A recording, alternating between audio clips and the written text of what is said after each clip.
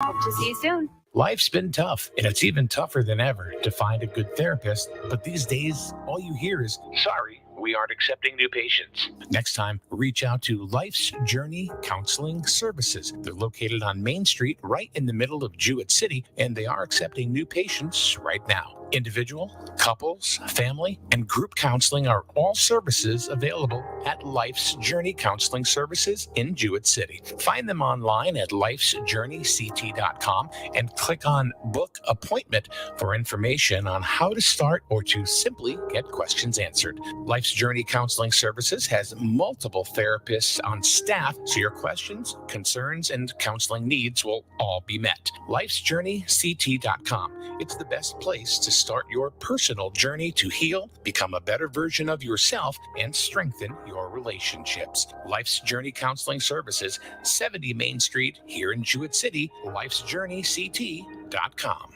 You see the signs everywhere. No alcohol if under 21. No tobacco under 21. No vaping supplies under 21. It's 21 for a reason. Youth that use alcohol are more likely to engage in other risky behaviors, such as gambling. Learn the warning signs and how to talk to your children about addiction. It's 21 for a reason. Brought to you by CIRAC and funded in partnership with SAMHSA. Find out more at CIRACCT.org. Your community radio. Live from Main Street. Mike Minarski and Rich Wasilick in the morning. And 80s all day and night. SNSN. All right. Well, again, Rich is not here. He's sleeping. Yeah. So what happens? Rich rolls over and says, Cathy, will you go fill in for me again? His schedule's really hard right now. Will you go into the radio station? And then Cathy comes in and starts telling me things that I never needed to know. I didn't say anything like that. In your old age, your hearing is going. Come on. You know, I'm not that much older than you, I don't think. I don't know how I should take that. How much? Oh, how old are you? I don't even know how old you are. 42. Oh, yeah, I'm a lot older than you. Yeah. I'm at 42, 43. No, I'll be, wait a minute, how old am I? 42. Yeah, I am. Not a lot. Oh, see, now there you go. I'm sort of trying to retract it, and you're like, no. I'm just being nice. Great. Let's see. So it's Tuesday. It's terrific Tuesday. You showed up, so that's always a good thing. You did. You made it. I'm here. That's awesome. Mm-hmm. So Rich is sleeping.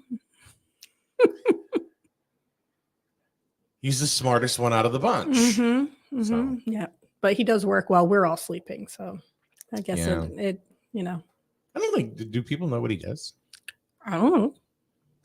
He works all night. He works all night. No, he's a 911 like dispatcher. Oh, okay. That's his like 9 to 5 type. It's not really 9 to 5, but that's like his full-time job. And he's on midnights right now, basically Monday through Thursday. It's not a lot of fun. No. Good morning, Kim. How are you? Kim's in Florida. Oh, nice. Yeah. I understand now why older people migrate from here to there. Yeah, because the cold weather sucks. And it gets colder and colder, I feel, every year. I'm more sensitive to it. Well, I'm glad you said that because I've been saying it for the last few years. Mm-hmm. The older I get, the warmer I like it. Yeah. Yeah. And it's chilly. Mm-hmm. It's chilly. We were out shopping yesterday, my daughter and I, and when it was, I mean, I guess it was snowing, but not like real snow. It was just kind of wasn't really doing much, but it was cold, like walking in and out of the stores. It was just, we're like, why do we live here? It's so cold. Why do we do this? You guys think that you would ever just pick up and okay. Would Rich do it? We've talked about it. Yeah. You have, huh? Yeah. Oh yeah. Yep. Yeah. So one thing that I had said to Melissa a couple of times is that, I could do what I do on the road. Yeah. I'm same here. We could just, yep. And after the kids are out and gone, we could essentially do that. No, I need to have a house to come home to. They have houses down in South. Yeah. Oh no, I know, but But the other thing is too with me is Rihanna is going to be 16 in a couple of weeks. I don't want to leave her. You know? We've been talking about it so much that I think we've got the kids even convinced to go to at some point. Like my daughter, I'd love to be in Florida. I think that Rich, he's always hot. So Florida, I don't think would work too well for him. So we've started talking about compromising and maybe the Carolinas or somewhere down in that area. And my daughter's already talking about looking at colleges in North Carolina, and Nick's going to be a gypsy. I don't know. He'll be wherever he is. And Ryan, same thing. He's looking at military. So who knows where he'll end up. So, I would like to be somewhere where it's a bit warmer at some point. And my job, I can do from anywhere. So, yeah. So like I wouldn't, also it's not Rihanna. I mean, Chelsea is here, you know, and the baby and, you know, so I know it's tough. That would be a little, I couldn't do it. It would be a big, certainly a big adjustment. Huh? It would be a big adjustment. But, I think, for me, it would be, But people do it and survive it and manage it. And I just think, you're playing right away. That's always the dream, but it never really happens. You have to make it happen. I know, but you know how many people say that? You know, they say, well, you just hop on a plane. My brother does it. He goes to Florida pretty often. But he's always hopping on planes to go down to see family and stuff and hang out. And I'm not saying people don't do it. It can be done. It just has to be something that you're committed to doing. That's all. Like one of my best friends, Jay, he just retired from the state. His wife retired. She was a principal in Oakdale at a middle school, and they both retired, sold their house, and moved down to North Carolina. And I'm like, dude, I'm not ready for you to go. I know. I mean, it's not. I know. And of course, it's not my call. Yeah. But he did. He just they bought a house down there, and he said, and the funny thing is that there's that airline Avello that flies out of Tweed. That's what my brother uses to go to Florida. Yeah, and we use that too. We had an experience, but it flies right into where they live in North Carolina. Oh, perfect. Same town. Yep. So perfect. Yeah, it's. But I haven't gone down there yet. Well, why not? Because life happens. That's the whole thing I was trying to does. say. You know. But you got to just make it happen. You got to just get on there and go. Yeah, okay, got a ticket. We're going. Yeah. That's all. I guess so.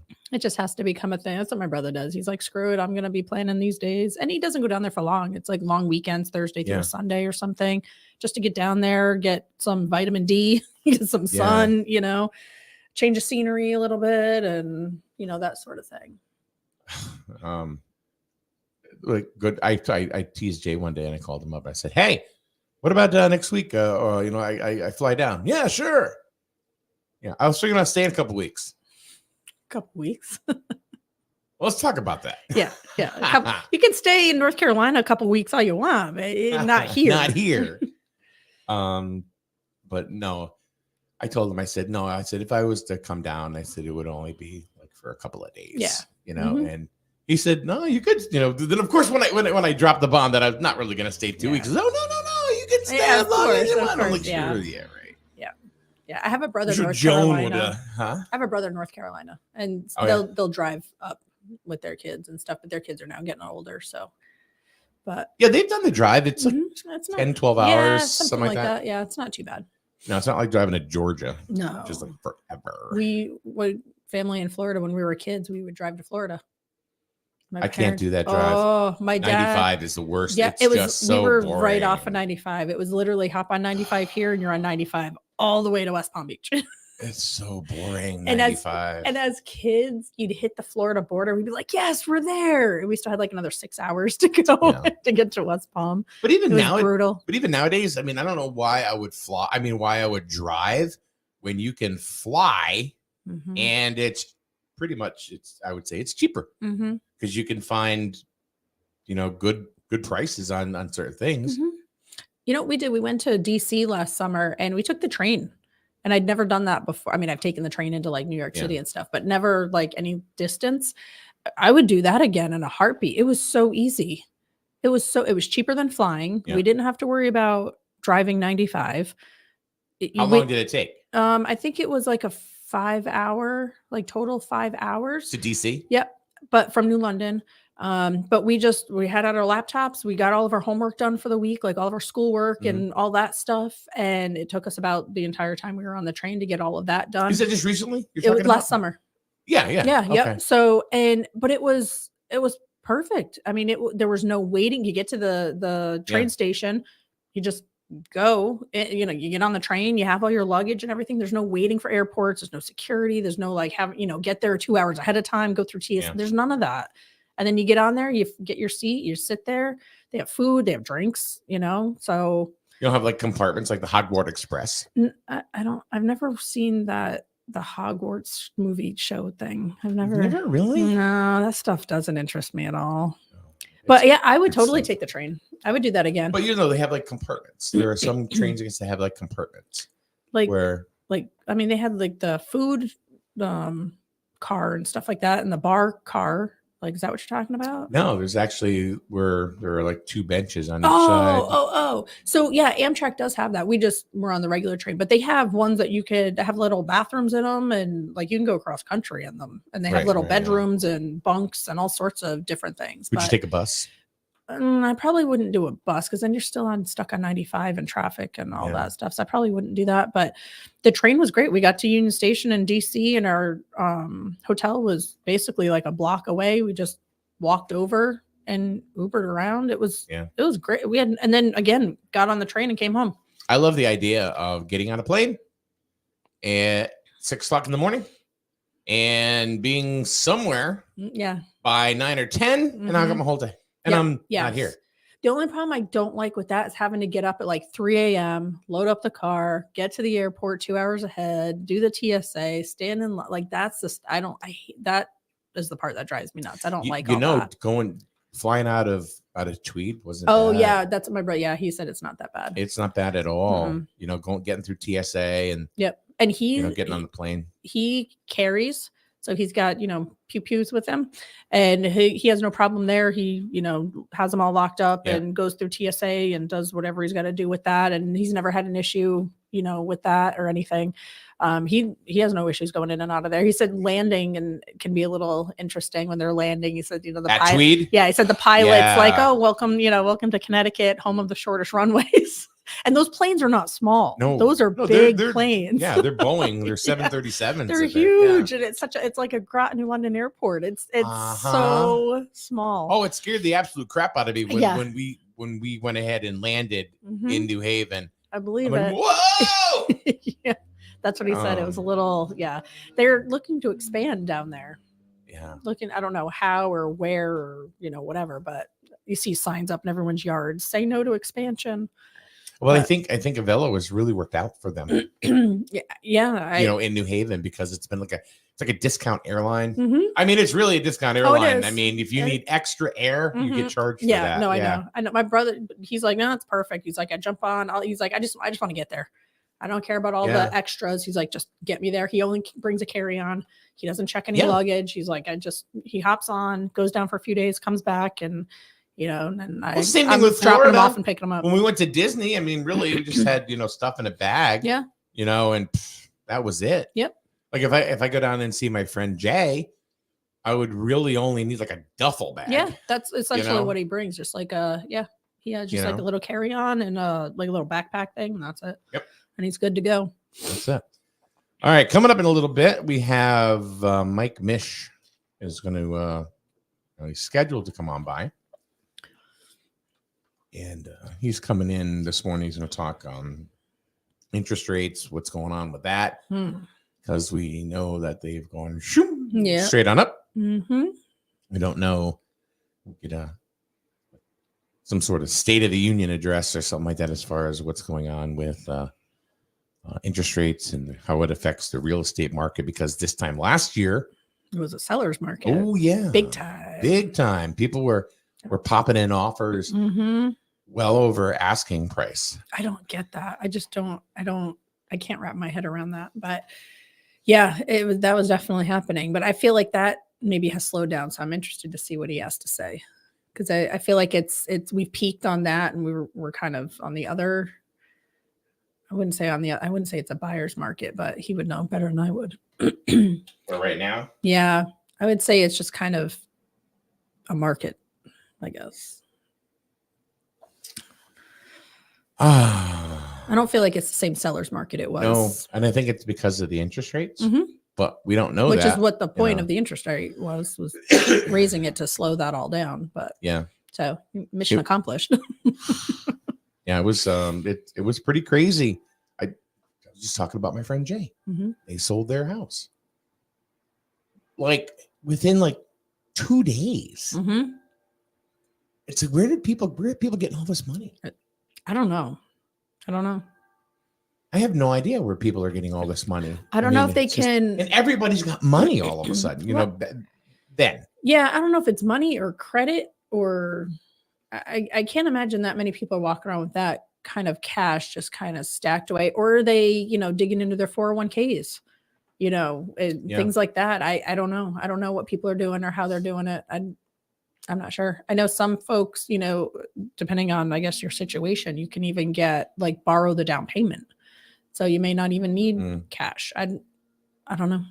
Yeah, I don't know how people do it now. I talked to a couple of people that are in the car business, and during COVID and stuff, the car business went, pretty crazy too, where you couldn't there was no inventory. No, there was no inventory at all. No, because they couldn't get chips for the cars, so that pushed the prices of used cars through the roof, and people were paying it.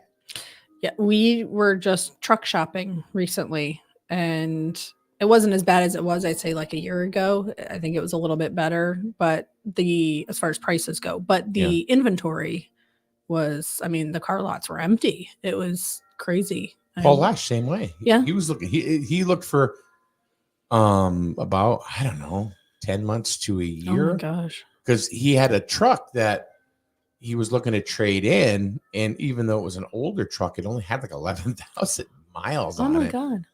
Yeah, and he keeps his cars in pristine condition. So, but he finally found something and he got it, and there it is. But some people in the car business that I talked to, it's like they don't know how people are affording car payments of $800, $1,000, $1,200 a month. They're not. I don't think they are. I don't. Yeah, I can't imagine the majority of people out there are able to do that in this economy. But we were able to find one, but we had a trade in and we put some money down to lessen the monthly payment. Yeah. But it was hard to find what we were looking for. We lucked out and we found something, but it was, if we didn't jump on it. And that was the other part too, is that they knew that the inventory wasn't there. So they knew you, they had you, it's a captive market. But then again, people were paying it. Yeah. Well, that's what we did. We paid it. We needed a truck. We did it, but.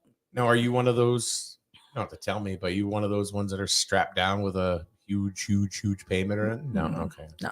No. No, that's like I said, we had the trade in and we put money down so we wouldn't have a huge payment. So you're not what they call upside down. No. Well, no, we wouldn't have done it if we were upside down. That's well, not, we bought our house. Yeah. And we had negotiated a pretty good deal. It helped them out and it helped us out. And I don't think we would have. I don't know if we would have pulled the trigger if it was under different circumstances. Yeah. Like if the price of the house was way up there, or we would have just looked for something else. Yeah. But we wanted to honor the deal that we had, and it worked out because we got the house for a good price. And a lot of people, I think, around COVID and stuff are looking, if they were able to find a house like that, they just flip it. Yeah. Because they're trying to make money. And, they told us right out, they said, well, you have, a lot of equity already. Yep. And I'm like, oh, cool. Yeah. Well, we're living in it. You Yeah. know? So it's, you know, I mean, whether the market goes up or goes down, we're living in the house. So and that's why we bought the house. We didn't buy it to flip it. We didn't buy it to right. Bought it to be it, to just be in it. right. So if we would have made 50 grand on the house, really, how long would that have lasted? Well, not really? only, I mean, even with flipping, I mean, with the market the way it was, say a year ago, flipping a house, you're taking all that money and you're dumping it right back into another house that's overpriced. So, I mean, it's not like you're gaining anything. You know what I would do? I would take some equity out of the house to buy a duplex. Oh yeah, for like income. Yeah, I would definitely. That makes sense. That's an investment. I would definitely do that. There's one across the street from you, I think. That's for sale. It's not a duplex. It's not? That's a single family? It's a single family home. I already looked at it. The blue one? Yeah. Because I saw that sign go up and I was like, do I want to be a landlord? No, I don't think I want to be a landlord. Yeah, that is that I really did. Matter of fact, because I called let's put it out there, Mary Beth Malin. I mean, she's a real estate agent. And we have a pretty good rapport. So I asked her about it. So, but if it was a duplex, I probably would have hopped on it. That's funny because I noticed it and the thought did cross my mind, like, do I want to have that? But and they just dropped the price on it too. See, and that's what I mean. I don't think it's really the seller's market anymore with the pricing. I think they're coming down a little bit now. Finally. I think buyers right now can find if there's inventory. That's the other thing. You know? I don't know. I see a lot of houses on the market. And I don't know if it's, if there's a trend or if it's just all different reasons. I don't know, but there seems to be a lot of signs at people's yards lately. It could be people that were trying to capitalize on the seller's market, and then the market trended the other way. It's possible. Yeah. So I mean, maybe that's what's happening, and maybe that's why you're seeing that increased inventory because they're just not selling. Yeah. I mean, there's that house on the top of Pleasant View, right at the Y. Yeah. There was a house if you're coming up Ashland, and there was a house on the right hand side. Yeah, the duplex that they did. No. Oh, I know which one you're talking about. One past right that. after that. Yeah. Yep. And it was a small ranch. Yeah. Or maybe 1,000 square feet. Yeah. And that house. It looks like it just recently sold. It did. And it wasn't on the market long. No, not too long. But now it's starting to slow down. So I think from what I've seen, the numbers, there's like a lot of people leaving the state altogether. And I'm sure that's for a number of different reasons. But, I wonder, I haven't looked to see where people are moving to. I think Texas is a big one. I see a lot of people moving to Texas, Florida, a lot of those states. So, it's happening, I think, all over. So anybody in the chat room, where would you move to if you're from where you are now? Where would you go? Where would you pick up and move to? I want to snowbird it. Do you? Yep. So you're getting that feeling, aren't you? I mean, would you have thought that 15 years ago? I've been thinking about that for at least 10 years now. Yeah. Okay. Yeah. I would love to snowbird it. I want to boat up on the lake in New Hampshire during the summer. And I want like a little condo with a little boat in the water down in somewhere south. Somewhere warm. I don't want to be cold. I know Jay and Joan are right on the water. Yeah. I guess there's lakes there too, because I know the kayak and stuff. So they're outdoorsy. Yep. And they're very fit. And they ride bikes a lot and they go hiking. Yep. All the things that I'm like, no. Can somebody bring me a cannoli? Now that's what I'm doing. We have kayaks. We used to kayak quite a bit, actually. The kids and I used to kayak years ago. Oh yeah. Yep. They had their own kayaks, and we used to go out, and then I had a boat for a while. We did that. I missed that a lot. So to give you an idea about vacations and stuff, Melissa and I are sitting on the couch yesterday. Just happened yesterday, and she always keeps tabs on what's happening at Disney. Yep. And she's in a couple of groups and stuff. And there's one group, it talks about like all the snacks that they have in different places, within Disney, that you may have missed or whatever, that are like amazing. Okay. She's sitting there last night. She's going, how did we miss these? And she rattles off like 10 things and just keeps showing me pictures. And she goes, we have to go back. Just for the snacks? That's what she said. She goes, we have to go back just for this. Right? How did we miss this? It's like we would walk past, but she goes, we walked right by this. It's like Gaston's, over in Epcot. Mm-hmm. We were right there and there was this thing. She goes, how did we miss it? You got to do like a foodie tour of Disney. I'm sure they have them. We were there. It was the wine fest or something. Oh. Yeah. Oh, see, I could do that. We didn't really take part in that. I'm not a drinking guy. They didn't have the moonshine I cherries. have to see now. That's eating. That's not drinking. That's eating. That's a different thing altogether. No, wine is grapes. I mean, you could, No, that's true. I guess so. Mm-hmm. I don't mind. I mean, I don't mind having a glass of wine here and there. Yeah. I kind of like the ciders though. Oh, I love hard cider. I will tell you that. I'll do hard cider with a little bit of Fireball in it. Yeah. That's good. Mm-hmm. Good stuff. I don't think I've ever had that. Oh, yeah. That's good. Fireball? Mm-hmm. Fireball. It makes it like it's apple cinnamon. It's good. Oh, well, hey! What's going on? How are you? Want me to move or you want? No, that one right there. We got to get you on camera. Yeah. Make sure you fix your hair. Fix your hair, Mike. Yeah. There we go. Mike has no hair. That's fine. Yeah. All right. Good morning. How are you? I'm doing well. How are you? Good. We were talking, we're kind of preambling a little bit about the market. And you might want to move closer. No, you want to move closer. Oh, I want to. Yeah. You want to get right up. Yeah. Actually, let's do this and that. It's not easy. Not only am I bald, but I'm short. So No, I can hear you now. okay. You want to talk into the light. All right. Oh, wait, but now this is covering up your whole head. Well, In a pull minute. it down a little bit. Yeah. Yeah, there you go. A little bit. Yeah, that'll work. Not that short. Talking to the light. Okay. How you been? Good. Good. We haven't flipped the house yet. We still live there. You're still living there? Yeah. Oh, good. Well, I told you that's what we're gonna do. This isn't 2020, 2021. What is going on with? First of all, this is Michael Mish from Norcom Mortgage, and your office is in Mystic, right? Yes, on Greenmanville Avenue, right next to the seaport. Okay. Yep. What is going on with the market now? And the last time you were here was pretty decent. Yeah. There was not a lot of inventory. I mean, what's happened since then? This is like 4 months ago, maybe. Yeah, it was probably it was before Thanksgiving, I think. Yeah. Yeah. So I had figured we were going to probably see a slowdown fourth quarter and into the first quarter. I think we're really going to probably see it continue through maybe the first half of this year. Now, when I say slowdown, I mean total transactions.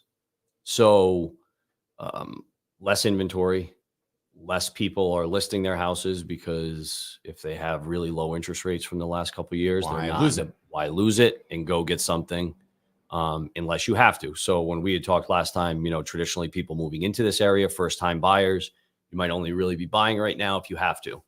The unique thing about it, from what I'm seeing, is a lot less transactions, less inventory, not a huge drop in prices, which everybody figured, everyone was saying last year, that, prices are going to drop. We're going to see 5%, 10%, 20% down. That didn't happen. And I'm not seeing it. I'm not seeing it.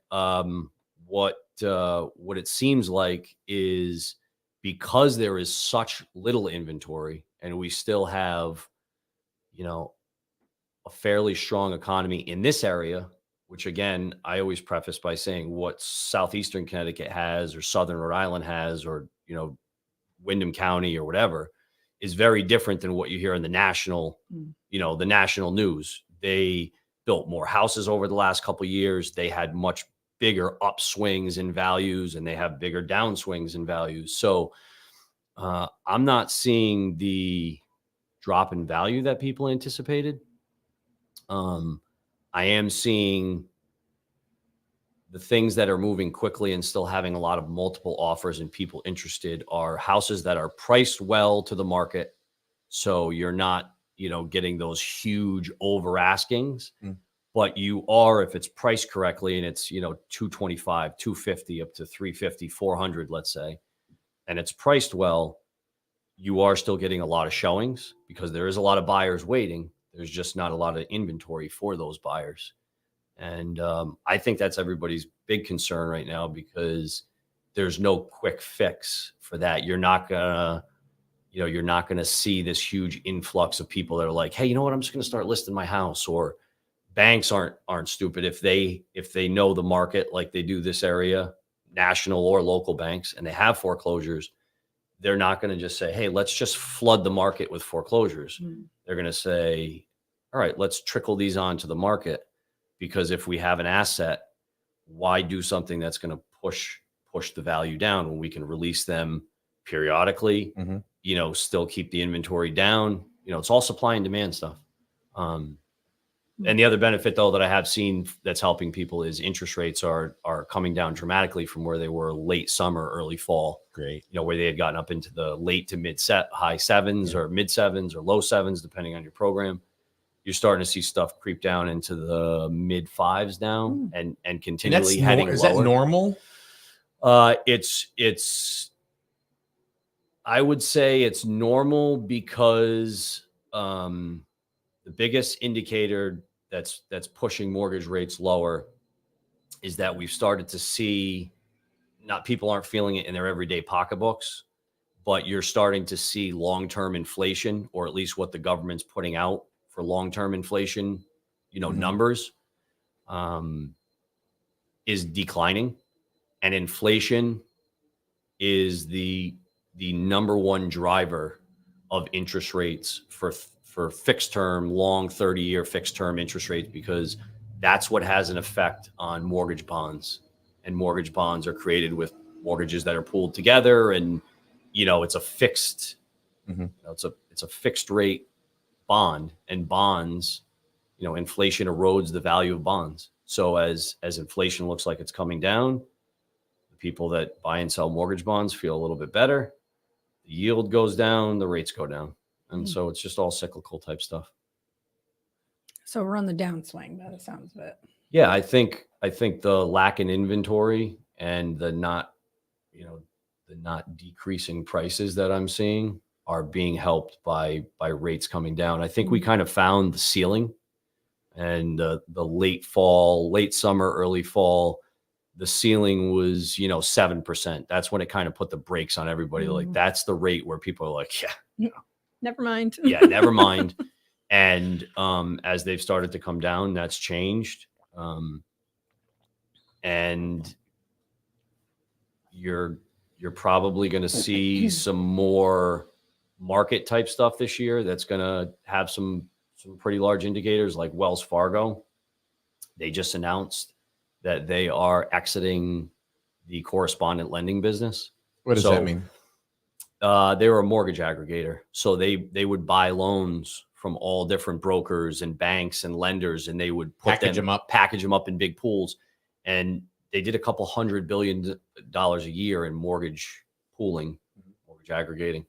And at one point, they were the largest mortgage aggregator in the United States. And they said, we're going to exit that business totally, completely. And we're just going to give mortgages to Wells Fargo bank customers. And they're only going to lend, which kind of caught people off guard, but they came out and said they're only going to lend to minority borrowers. Wow. So Wells Fargo. Now, why would they get out of the aggregate if it's bringing in that much money? To me, that's kind of a red flag. What do they know that we don't? Why would they do that? Yeah, I think they're unsure, and this is just my 100% total opinion. I can't say if it's right or wrong, but I would say that some of these banks that did that type of mortgage pooling for many years are looking at it from a cost basis and how much they can make profit wise. but we're in an environment now where people had low rates, then the rates went up, and they're possibly going to be then looking at a lot of those people could refinance back as lower rates go down. So they could be losing money on that. Okay. Sometimes they just exit it because they look at it and maybe they make more profit on a loan because they are so big. They looked at it and said, look, on a per loan basis, we make, $2,500 per loan for every Wells Fargo customer we give a mortgage to, because they're not shopping around. We don't have to lower rates. We don't have to cut fees. And on the correspondent side, we make $1,000 a loan. So it's, Gotcha. it's every business looks at what's profitable, what's not. And I think where the markets, because of where they're going, you're going to have to see at some point Fannie Mae and Freddie Mac, the government sponsored entities, step back in where they had priced themselves out of the market for the last few years and they were letting other big banks do the aggregation. I think they'll have to step back in and kind of do some more, or, that would probably cause rates to go back up if those players leave the market. So it's kind of interesting if you like that kind of stuff. Not everybody Couldn't does. tell. I didn't understand a damn thing you just said, Michael. No, No, ask away any questions. I'm happy to. it's interesting how it all ties. There's so much behind it that, like, the aggregate thing you were talking about, I never even really thought about that. I mean, I know they buy and sell different, mortgage, like student loans. They do the same thing with student loans. They're all, a lot of the banks do that as well. And you don't really think about that when you're buying a house, typically, or selling a house. That's not really where your mindset is. But No, it's like, You don't. when the hell are we going to close? Yeah. You don't Yeah. think about the fact that the government controls the mortgage industry, no, it's the scary. student loan industry, and every other industry. Yeah. Until you get that notice in the mail saying, oh, your mortgage has been sold to whatever. And you're like, oh, damn it. Yep. Now I got to set up automatic payments through them.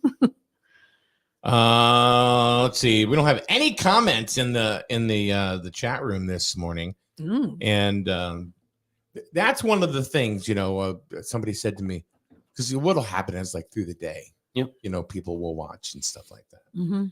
And we actually get more comments during the day than we do when we're live. And it's like the way the algorithm works. If nobody's commenting, it doesn't get served out to other people. So that's Sometimes what I watch it during the day. I don't. All about the algorithms. Yeah, it is. Like the only comments we have is some nice lady in Florida. Nobody local, not one person local. See, that just means we need to all just move. We just Yeah, gotta and that move. makes me think there's nobody really there. We need to go to Florida. We need to move south. Get away from the Parents are there cold. 6 months a year now. See, they snowbird it. That's what I was saying. That's what I want to do. Snowbird's nice. Yeah. But you said Rich won't That's my do goal. it. I don't know. We'll see. I'm still working on it. I'm still working. We have time. I mean, we have time.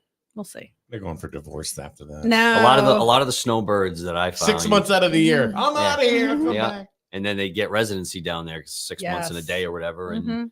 and they don't, there's no state income tax, so That's- you don't tax your Yeah. pension. And my dad he called me the other day. He said he got a Florida license. Mhm. He said it took him about 5 minutes at the DMV. Yep. It was $48, and the license is good for 8 years. Isn't that incredible? I Yeah. know. Meanwhile, That's that would have my- been all day in Connecticut. Oh yeah, online, in Yeah, person, making an appointment. Oh, yeah. I mean, it would have been crazy. Yeah, it's I have a brother and a sister-in-law that do that. They have a condo down there. Yeah. They did the same thing, and they have residency. All their cars are registered and sure everything's down there, Smart. and they have a house up here. All right, here's a question. I guess I ditched enough, I Somebody was like, "Fine." know that's something. Larry wants to know, what's the future outlook for the local market? Still growth or more likely to shrink? You want to answer that? That's Me? for you. That's for Me? yeah. Yeah. So We're not in the real I estate don't know business anything about or real banking estate. business. I just live in a house. That's she's about well it. versed. She sounded like No. I live in a house too. Yeah, that's about it. That's my real estate experience right All right. there. I think in southeastern Connecticut, eastern Connecticut as a whole, southern Rhode Island, I think the market's going to stay strong, and that is for a couple reasons. Biggest thing is just supply and demand. We for probably since like 2006, 2007, after that last crash, we really didn't see a really, a rebound in our economy that people felt was decent. It was a decent job market really until COVID hit. We went 13 years. Other parts of the country had rebounds. They rebounded and dropped 2 or 3 times in the time that it took us to have one. And a lot of that was because we always had a steady population of people that were just moving out of Connecticut. So we didn't need a lot of housing to keep up with demand. Now we have people not only staying, the younger generations like, hey, I'm not going to move here or move there. I can work remote. I'm going to stay here. You have people moving from outside of this area, other parts of the country, all over, because Southeastern Connecticut, although it's expensive to live here, is a nice quality of life to raise a family. You have 2 cities, you have the mountains, the ocean, Right, and all of those different things. So now you have people moving in. And I think because of, zoning laws that a lot of these towns have implemented that makes it difficult and expensive for building to happen, we don't have the amount of construction to keep up with demand. And so that is always going to put a strain on it until something, when you have a something's got to give. Supply and demand, if demand doesn't drop, the only way to fix something is to change the supply, like with inflation. So, people building more houses, building not mega mansions, but building houses that people can live in, a 1,600, 1,700, 1,800 square foot raised ranch. And people go, it's $400,000. And, that house 10 years ago was, 150. And it's like, yeah. all right, well, that same person that was buying that house was probably making $35,000 a year 10 years ago. And now they might be making 65. So it really depends on looking at things from an affordability standpoint. But I think where I had a realtor that told me that the Southeastern Connecticut governors said that we're roughly 500 houses short every year from now until 2030 in Eastern Connecticut to meet up with demand. So where that's going to come from, I don't know if that's a mix of people listing their house, building, but until we fix the supply issue of houses that people want. Well, I was just going to say, is it more of an issue of affordable housing? Like, or houses that you can, instead of the $400,000, $500,000 houses. Because I'm not buying a $400,000 house. I'm not buying a $500,000 house. Yeah. It's just not going to fit my budget. Yep. Or anywhere close. What we bought works. Yep. So I mean, is that part of the problem? Is that there's not enough, maybe a product mix? Product mix where people want to live. So you can find houses for. And they're, the days of finding a house under 200,000 gone. That is, and when I say gone, I mean a house that is livable, that most people want to sleep in every night with their family or whatever. Something that you go into, yeah, I could see myself here. It's not perfect, but yeah, that's quickly gone by the wayside. Yep. And the lower price stuff, the 200 to 250, is available in some areas, but it's not where what I'm finding a lot of people, not everybody, but not a lot of people want to live. So it could be like older population of homes. So you could have things that are 250, maybe they've been renovated, but the house was originally built in, the early to mid 1900s. It might be in Jewett City, might be in Norwich, might be in New London, which traditionally people didn't mind, but now for different reasons, crime, school systems, all these different things. And people are like, yeah, I don't want to live right next to a neighbor that's, when all this stuff was built in a lot of these areas, close together. I want a couple acres. And those are the ones where you're also seeing that these towns are increasing restrictions on how much you need for a buildable lot and those type of things. Somebody has 15, 20 acres, and 20 years ago, they could get 10 lots out of it. Now the town says we can get 3.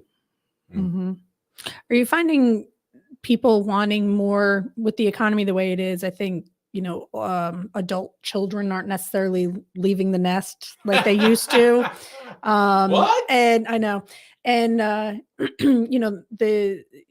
there are people taking care of their parents, that sort of thing. Are you finding people want kind of like multi-generational homes? Yes. Or at least have the option to turn it into one? It's funny that you say that, because a lot of these towns, although they could be getting more strict, again, in my experience, with multifamily housing, because that puts us, if you have a 4 or 5 family house, that's 4 or 5 families that could be going to the school system, increases the Board of Education budget, some of those things. But you are starting to see towns be more flexible with allowing people to do not necessarily like a single family with an accessory unit they can rent out, but a single family with an in-law suite. So you're not splitting the utilities. It's all in one house, but it allows people to kind of live together in that. You're starting to see that become more possible. And, more people are doing that because Cheaper. yeah, it's cheaper. If you're taking care of family, if you have parents that are living 6 months down there, they sell their house. I've seen a lot of, people say, oh, the parents are selling the house. They're going to take it. They bought a condo. Hey, we'll pay for the cost for you to, finish your basement as an in-law apartment or do this. We come up, we stay here 4 or 5 months a year. We pay those. The kid's happy. It increases the value of the house. They don't have to pay for it. Yep. You know what I mean? They're not living together per se 365 days a year. So whatever families have to do to work, people find a way that works best for them. Yeah. What do you think about well, let me preface this by saying, like, in our area in Eastern Connecticut, and specifically in Griswold too, the highest or the fastest growing demographic is the senior population. So Baby boomers. Huh? They're Boomers, the biggest segment of the population. Every day there's a segment of that population that turns, okay, boomer. Senior citizen. Yeah, Okay, boomer. Yeah, that's what I Yeah, hear. yeah. I'm not even a boomer. That's the funny thing. You can go to the senior center though. You're eligible. You did? You don't get a senior citizen discount. For You want to hear something? This is no joke. I stopped in at a coffee shop. Yep. Right. It was just at a Dunkin'. That's not a coffee shop. Yeah. Well, okay. Just saying. Well, go ahead. I walked in there and I said, "Can I get a medium hot regular, please?" Yep. Okay, fine. Senior discount. Yes. It's the salt and pepper. I don't know what it is, but it's like, maybe I should have just talked like this. Hey there, Sonny. If you start going and hanging out at McDonald's in the morning, no, with like a group of guys with your coffee.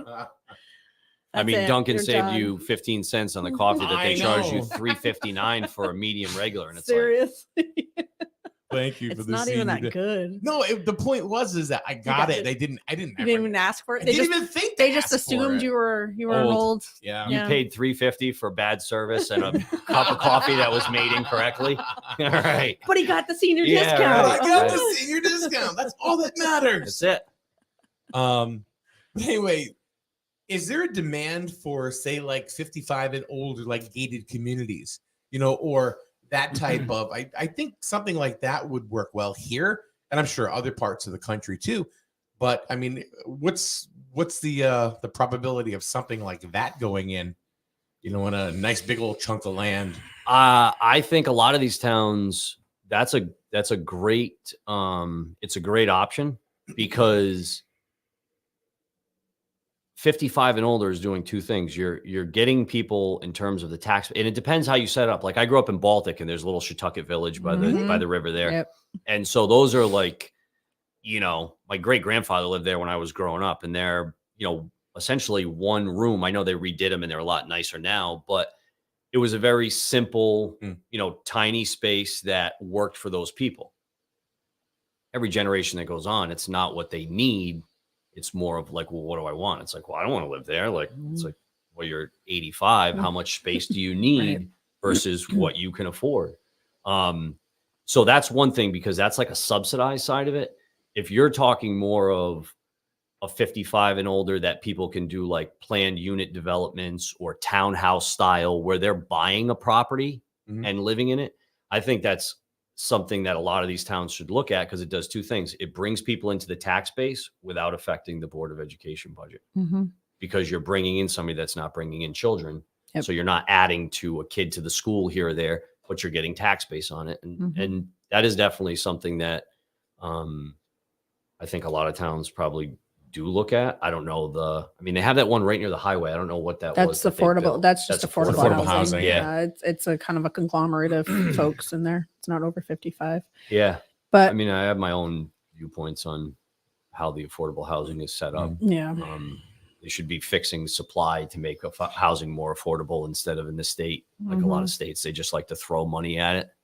you know. Mhm. Court has a question here. Says you mentioned a $200,000 home and a person making 35K versus today, same situation, $400,000 home and somebody making 65,000. Mhm. Can someone making 65,000 even qualify for a mortgage on a $400,000 house? Yeah, it depends on the program. It depends on their down payment. It depends on the interest rate at the time.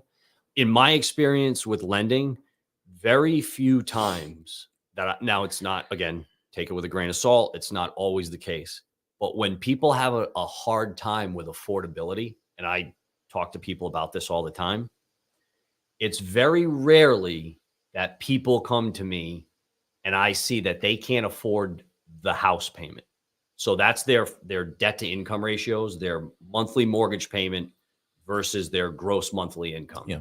Not looking at in groceries, utilities, Now, why does it go insurance. by gross income? Because that's what the government's used for 50 years, 60 years, and they haven't changed it. And it just doesn't make it sense doesn't to make me. sense because back then when they created that, there wasn't cell phone bills, there wasn't the health insurance bills, there wasn't the utility costs, there wasn't all that stuff. So Right. working with a lender that keeps you on the lower end of your debt to income ratio or talks about your budget and what you need, and everybody's different. Like I see people that I would look and go, I can't believe that they make this much money and they have this much of a mortgage payment, but they don't go on vacations. They don't have car payments. Mhm. They don't go out to eat. They don't go to Starbucks. Mhm. They enjoy Starbucks. Right. You know what I mean? They enjoy their property and Yeah. that's what they live for. And there's Mhm. no right or wrong with that. That's It's the just priority. That's how yep. everybody's priority is. But getting back to your question, the mortgage payment a lot of times isn't what people can't afford. It's that I see nowadays, the average person that makes $50,000 to $60,000 a year has an $800 to $1,000 a month car payment. Mm. We were And talking about that before you on came average, in. Yeah. on average. And then let's say you got a husband and wife or however the house is structured, but two people bringing in income in the house, Mhm. and they each make 50 or 60, and they each have an $800 a month car payment or $1,000 a month car payment. And they go to Starbucks once a day. They go out to eat 5 or 6 times a week. Yeah. It's not that they can't afford sometimes what they need. They can't afford everything they want. Mhm. And needs and wants, gets difficult Mhm. sometimes. But yeah, I mean, if you came to somebody and you especially with interest rates, obviously that has a big effect on it. But if you made 60 grand a year and you had no other debt, no student loans, no car payments, you had a down payment, not necessarily 20%, but maybe a little bit less, you could afford a house like that. Did you have something? Yeah, this might be kind of a dumb question, but when you go shopping for a vehicle, you can get a 3-year loan, a 4-year loan, 5, whatever. Now it's up to, I think when we were just truck shopping, I mean, it's like a small mortgage payment, but I think they went up to like 7 years or something. I know they have like 15-year and 30-year mortgages. Have you heard will they ever extend it past 30 years, do you think, to lower that payment? That's not a bad question. I've wondered that myself. To lower the payment and maybe make it more. So anything attractive. that goes past 30 years, the government, when they did the Consumer Financial Protection Bureau, the Dodd-Frank bill after the last crash, Sure. they put it, those, the Dodd-Frank bill. Yeah. Chris Dodd, Barney Frank, Okay. Oh. Yep. the two senator and representative. I thought it was some guy named Frank Dodd. I had no idea. So they started to implement things so that we didn't go through what we went through last time Mhm. when there was a lot of bad people in the mortgage business that didn't put people in correct loans. So they put stipulations in there that banks and lenders have to abide by certain, ability to repay. Can you actually afford the mortgage payment that you have? Does your income support it? And one of those is being, it's labeled a qualified mortgage as government standards. And those things don't go for longer terms past the 30-year. Now there's banks out there, jumbo lenders, portfolio lenders. What's a jumbo lender? So a jumbo loan is anything over 726,000. Oh, okay. Yeah. So if you have a house that's worth $2.5 million and you want to borrow 1.5 million, there's a whole different realm. Just like you would think, though, the people that live in that world, Mhm. don't operate in the world that 95% of the United States and the average everyday American operates in. I learned that on TikTok. I did. There's like real estate people that for some reason, I'm on that side of TikTok. And there's one chick, and she was talking about that it was just raised up this year to like 754,000, whatever it was, before you have to go to like a jumbo loan or something. But that's when I learned. Family. Yeah. Yep. But that's what I learned about all that. You learn a lot of stuff on Stupid- TikTok. Stupid TikTok. Don't tell Rich because he thinks Some it's mind-blowing ridiculous. things that I could tell you about, like mortgage financing. That I'm sure. Why does the government finance that? You know what Yeah, I mean? I wouldn't be surprised, honestly. I probably wouldn't be. And Yeah. I don't know. Do you find people are starting to live smaller? Maybe a little more frugal? No. Okay. No, I would have thought. I don't know how you can in this market. No, I just would have thought Gen Y. I think they were looking for smaller. Well, that's why I smaller asked. house. Yeah. Oh yeah. Yeah. Yeah. I the days of the 2000. McMansions. Yeah. Those, Fort. Nobody's building those anymore because you can't on a square footage basis. I would say, 15, 20 years ago, early 2000s, if somebody, was building a new house and they were looking at something 4,000 to 5,000 square foot, that same type of buyer or person building nowadays is building 2,500 to 3,000 square feet, but it's a different floor plan. There's more of that open concept now, and generational changes. I think people look at it and go, do we need all that space? Is it? But a lot of it just comes down to cost. If you built a 5,000 square foot house now, you'd spend $1 million. Because I know people that are on the road. I mean, they're actually traveling. They've sold all their stuff and they've just gone. Yeah. I know people that are buying tiny houses. Oh, yeah. Anything under like 500 square feet. Yeah. So I didn't know if that was you were going to say something. Yeah, I already lost it.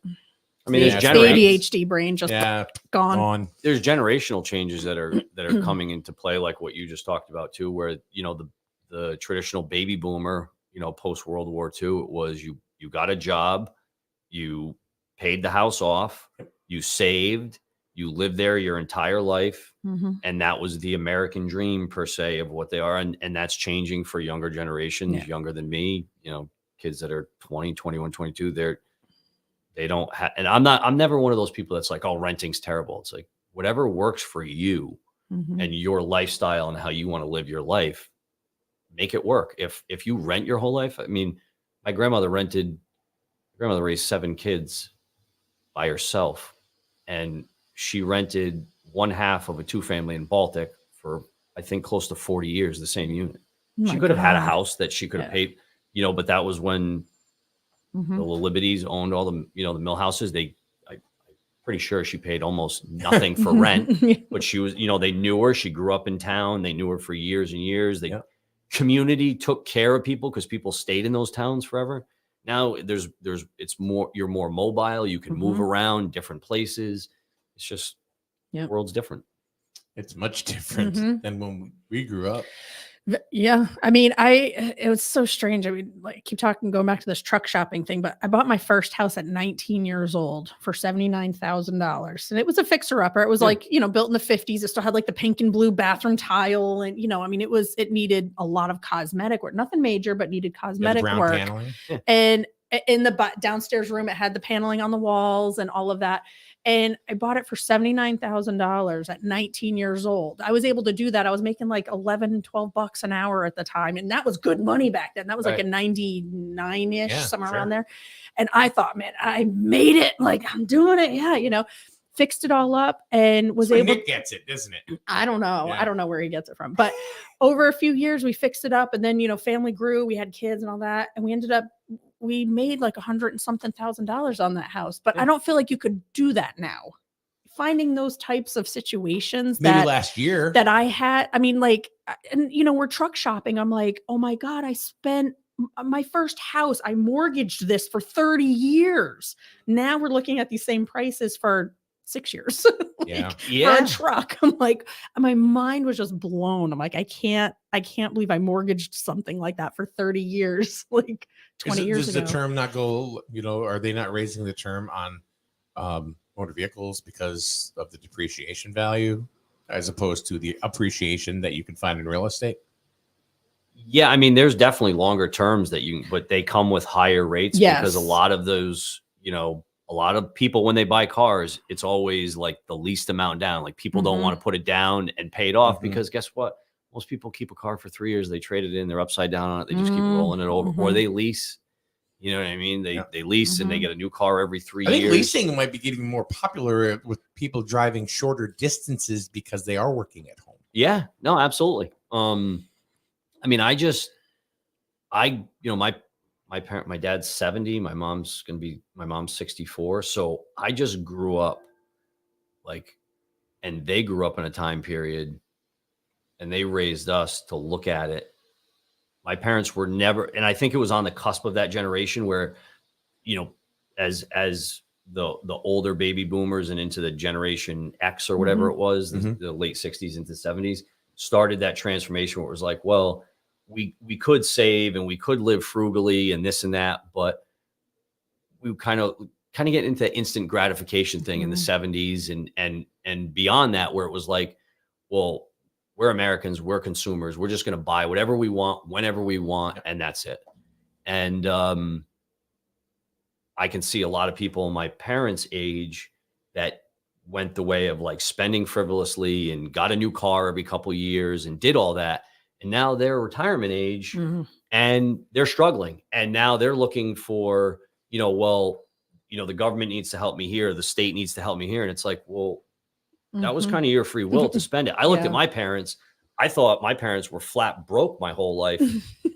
You know what I mean? It was like, surprise. Yeah.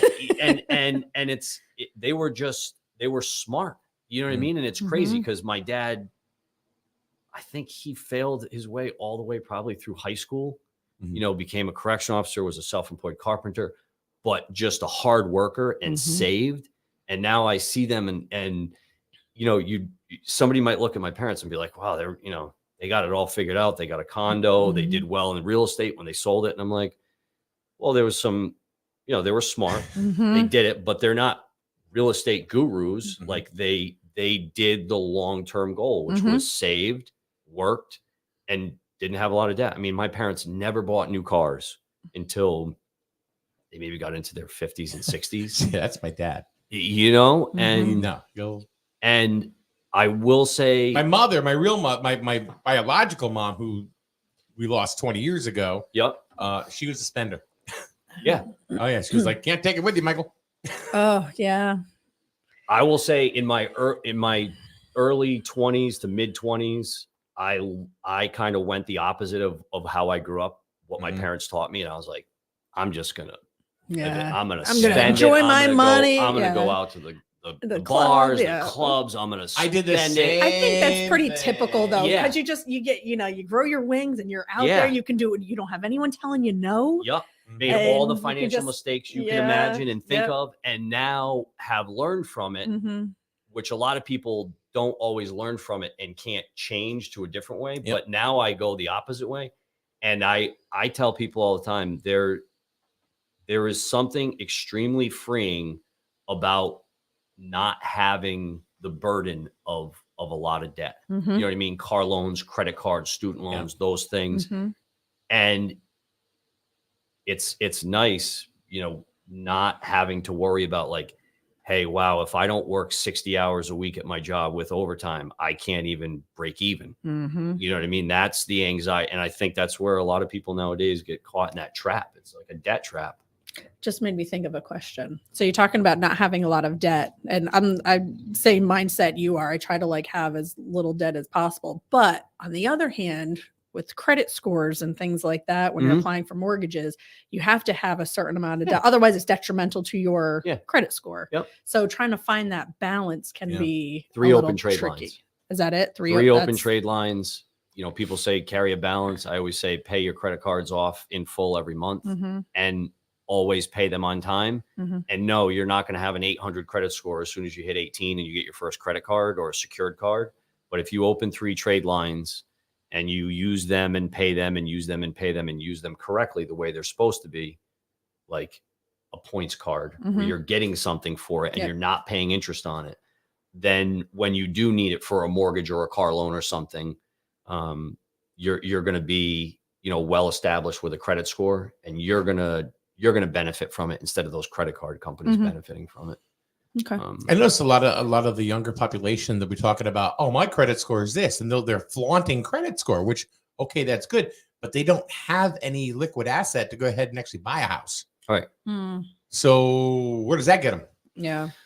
Well, there's First time home buyer programs. and There things is like first that, time right? home buyer programs, CHFA. Mhm. They have was my right now first their one. their time to own, which is anywhere from $25,000 to $50,000 if you qualify, depending on where the property is located, if it's a targeted area What do you or mean? not. So Was it down payment assistance or something? they give you the second mortgage. Mhm. They can give you a second. It's really a second mortgage, but there's no payments and no interest on it. Oh. Up to 50,000 if it's in a targeted area, and that can cover your, FHA, CHFA traditionally has a 3.5% down payment. Mhm.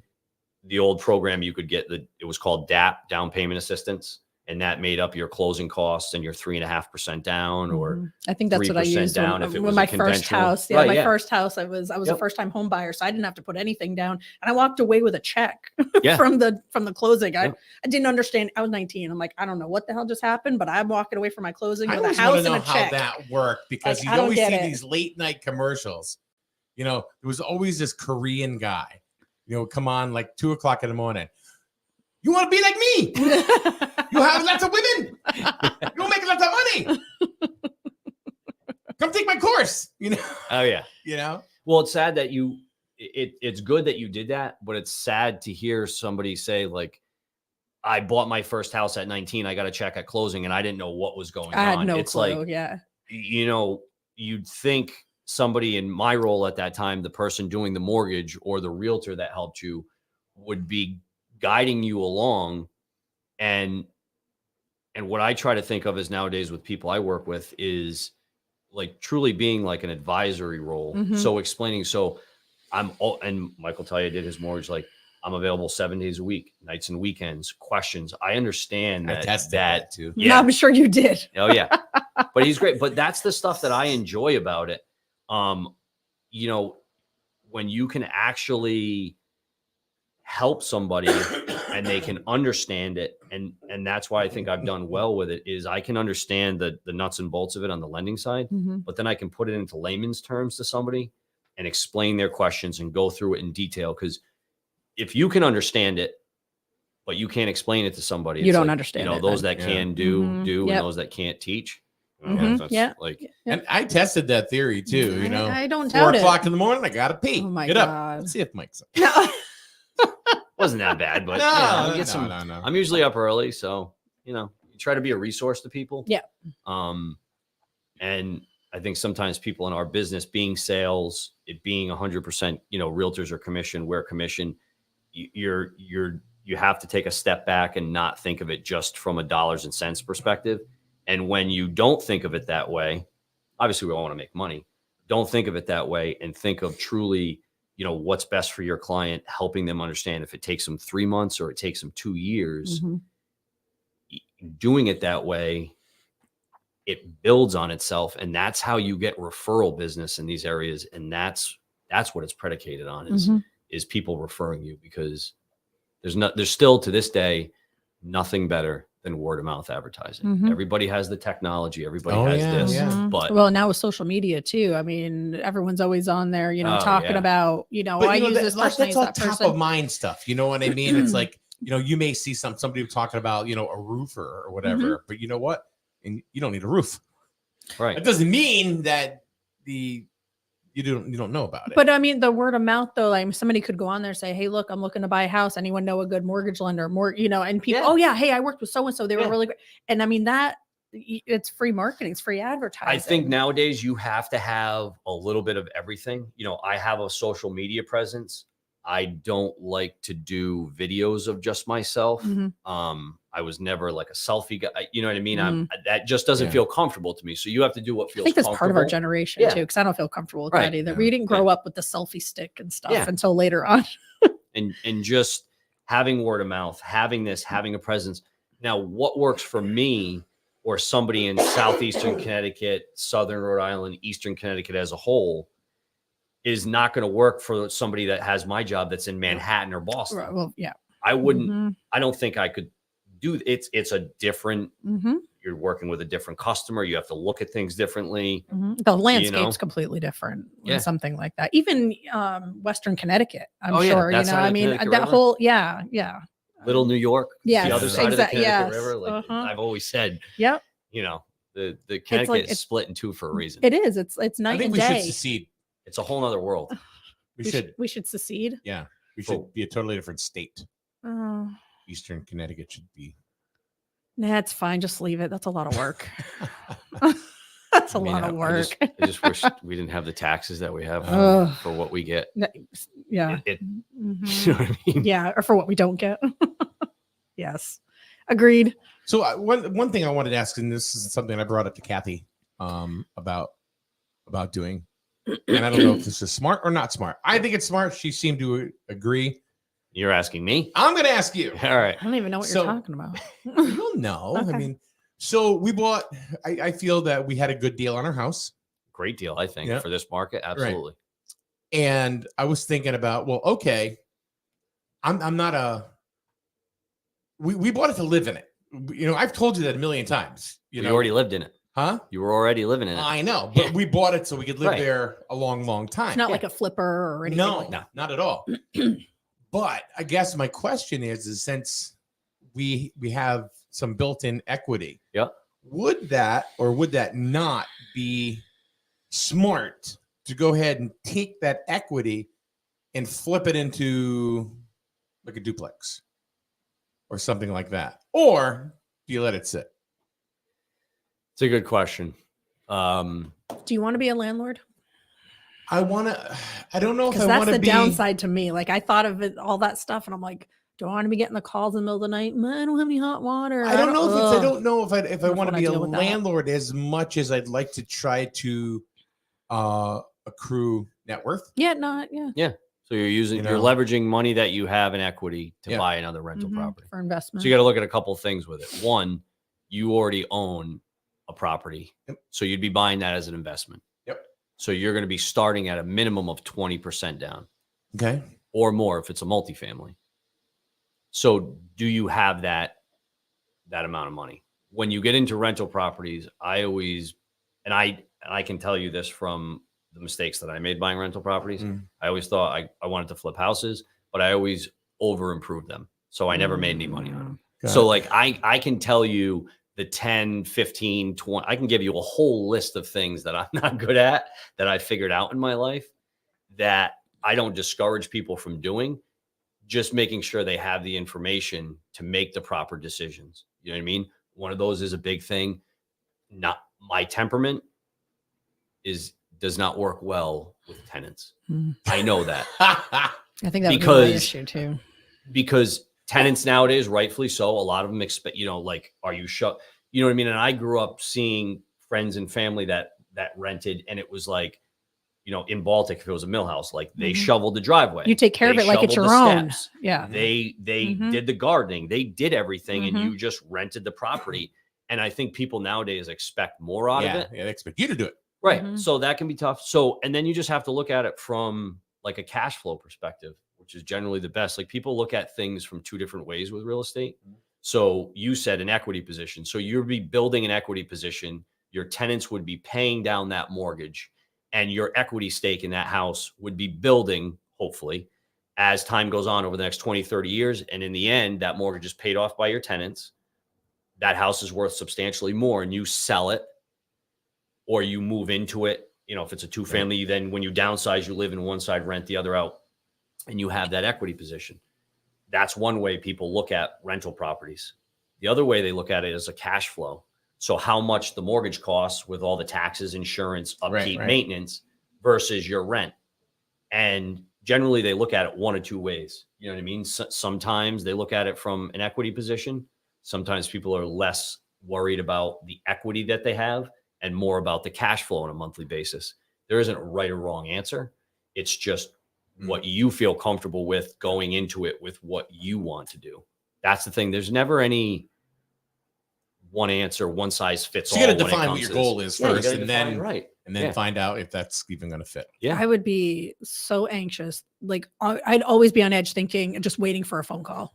I would, just like, someone fell down the stairs or someone broke their arm in the backyard or Insurance. insurance and or squatters, like people, not paying and going through the whole eviction process and the squatter rights and all that crap. I would just be so on edge constantly. I would like to do it, but I feel like I wouldn't be able to.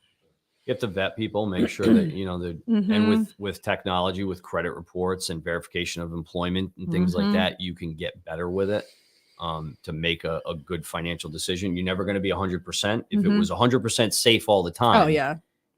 Everybody that'd be would do easier. it. You know what I mean? Mhm. I'd have to get like a management company to like just manage it for me. And then You that can would do just that be too. added cost coming out of I don't know. Yeah.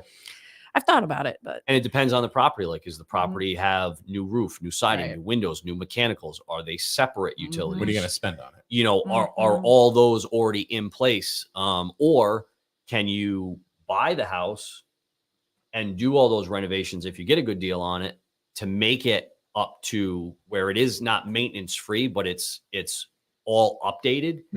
You can do that you can do a renovation loan with that. You can buy investment properties and do them renovated if they're an older 2-family or something like that, and they need all that. So really you got to find, having a realtor that you can answer and reach out to regardless of what you're doing, having a loan officer that you can do nowadays. And I hate that everybody has to do it, but everything is so complex nowadays. Whether you have a little bit of money, no money, want more, having a CPA, having an attorney that you can call, having a financial planner, all of those things kind of play into a role as a group of people. And I always have people that I refer out for that stuff that are, think like-minded to me, or, will answer a question for somebody. So, well, and all those people working together put you in the best position, or the buyer and seller, whatever, put in the best position for what their goal is. I mean, you're taking a risk not having all of that input. Proper insurance. Yeah. That's huge. Well, thanks for coming by, man. I love Last minute deal, man. You just, it's funny because it's like, he's like always on the spot. It's like, hey, when you got to come back in? Yeah, well, tell me when's it going to work? How about tomorrow morning? Were you What afraid time? I wasn't going to be here? Yeah. Yeah. So 9 That's a o'clock, yes. No, I knew you'd get here. I just didn't know when. Right. Hey, I Just made didn't it. know when. She made it. So.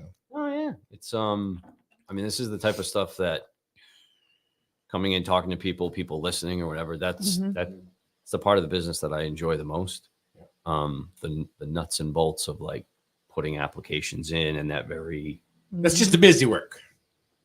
That's why I have an assistant now. Yeah. And from that process, Carolyn is, I know what I'm good at. I know what I'm not good at. And then I hired somebody for the Barracuda, man. She like comes right at you. She is the best. It's like, I need this. All right.